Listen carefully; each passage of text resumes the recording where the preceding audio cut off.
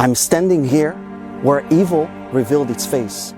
This site is not just a massacre site, it's a scar on the soul of every Israeli.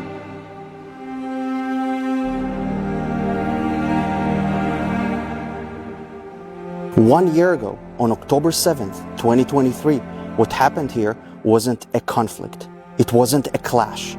It was pure, unfiltered hatred. A massacre of innocent people whose only crime was existing as Jews on their own land. They came here for joy. Young people from all over Israel, they came to celebrate life.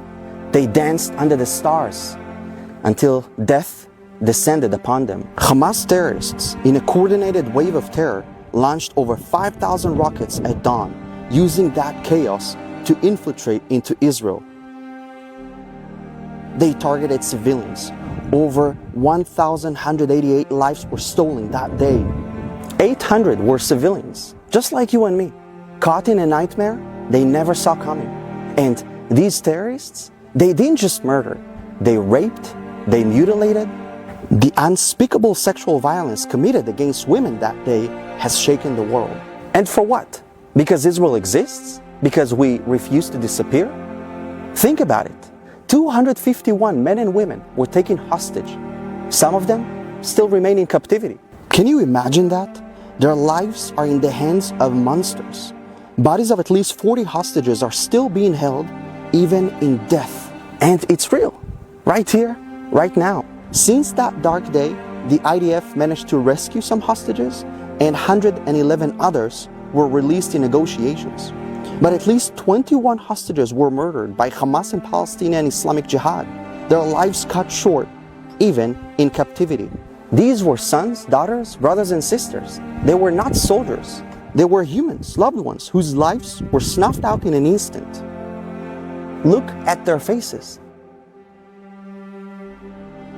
They are not some numbers in a cold statistic. They were dreams, hopes, futures, stolen by terror. And yet, there are those who dare to justify it, who have the audacity to stand and chant for resistance, glorifying the murderers as freedom fighters. How can you call it resistance when you butcher civilians? How can you see the spilled blood of the innocent and still support what Hamas did? No, this was not resistance. This was not a fight for rights or freedom. This was a crime against humanity, a war on the Jewish people for simply daring to live. The world watched it as it happened, and yet the hypocrisy is staggering. Where was the outrage for the innocent? The world actually stood with Israel for 5 minutes when we were under attack. But as soon as the Jews began defending themselves, the condemnation began. Because the world loves when the Jews are under attack, and it hates when we defend ourselves. But know this, Israel stands strong. We are here, and we will continue to be here.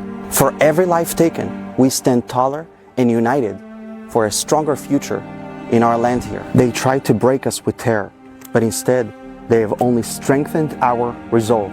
The Jewish people will never again be helpless. We have an army, we have a country, we have each other. This site, this massacre, is a reminder of what we are fighting against and what we are fighting for. We fight for life, for our right to exist in peace, and for the memory of those who no longer can. To the terrorists who thought you could destroy us, you failed. We are here, we're alive. Empire after empire, enemy after enemy tried to destroy us, and yet we always emerge victorious for our right to live in peace and harmony.